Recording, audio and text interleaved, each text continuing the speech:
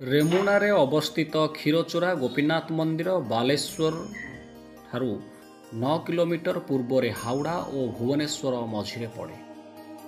ରେମୁଣା ନାମଟି ରମଣୀୟ ଶବ୍ଦରୁ ଆସିଛି, ଯାହାର ଅର୍ଥ ସୁନ୍ଦର। କ୍ଷୀରଚୋରା ଗୋପୀନାଥ ମନ୍ଦିର ଓଡ଼ିଶାର ହିନ୍ଦୁ ମନ୍ଦିରଙ୍କ ଭିତରେ ଏକ ଜଣାଶୁଣା ଏବଂ ପ୍ରସିଦ୍ଧ ଆନ୍ତର୍ଜାତୀୟ ମନ୍ଦିର। ଗଙ୍ଗବଂଶର ରାଜା ଲାଙ୍ଗୁଳା ନରସିଂହ ଦେବଙ୍କ ଦ୍ୱାରା ତିଆରି କରାଯାଇଥିବା ଯେ କି ପ୍ରସିଦ୍ଧ କୋଣାର୍କ ମନ୍ଦିର ନିର୍ମାଣ କରିଥିଲେ।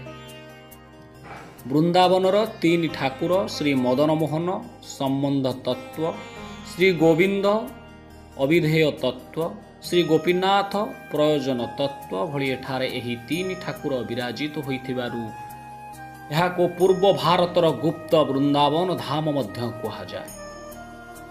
ରେମୁଣାର ଗଛଲତା ଭରା ଓ ଶୀତଳ ପରିବେଶ ଭିତରେ ଗୋପୀନାଥ ପୂଜା ପାଇଥାନ୍ତି। ବର୍ଷ ସାରା ଏହି ମନ୍ଦିରକୁ ଅନେକ